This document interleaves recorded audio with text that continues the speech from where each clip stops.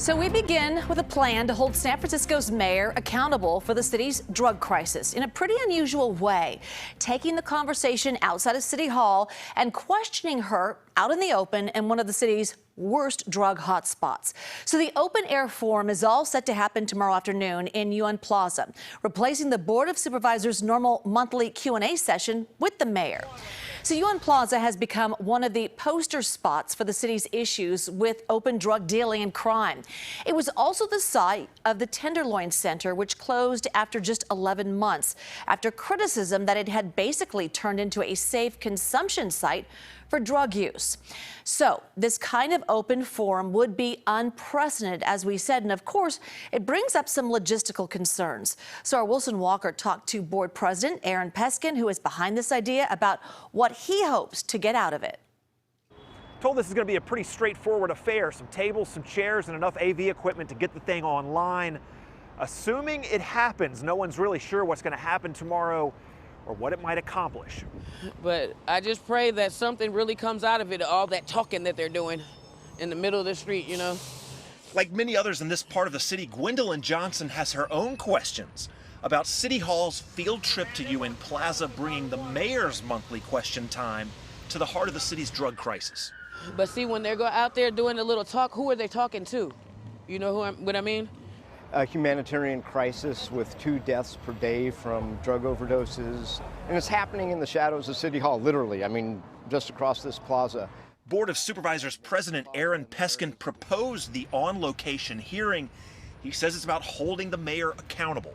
We say often that this is a crisis and it's an emergency, but it's time for us to treat it as one. I think we need to stand up a constant coordination center where we can coordinate between law enforcement, public health, the courts, adult protective services, the highway patrol, and it should be transparent. Everybody should know what's going on. Mayor London Breed, of course, declared her own state of emergency in the neighborhood back in 2021.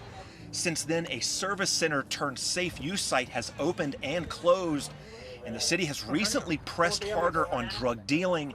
The problems, however, have been vexing for years, and substantial progress has been elusive.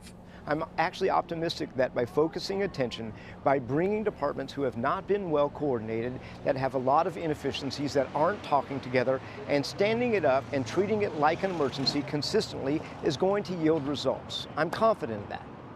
Honestly, regardless of where they have the discussions at, it doesn't matter, because the discussion is more as an action that you need to take.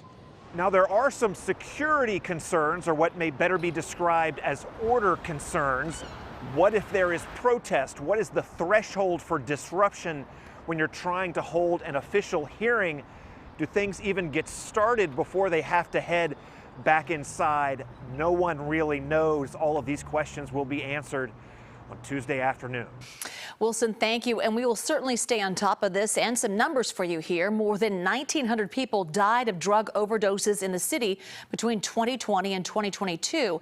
And more than 200 people have died between January and March of this year, a 41% jump. Now, one topic for discussion may be the recent partnership deploying the CHP and National Guard to the Tenderloin to fight drug trafficking. They've been on the job for a few weeks now, but so far we haven't gotten many details on whether it is really making a difference.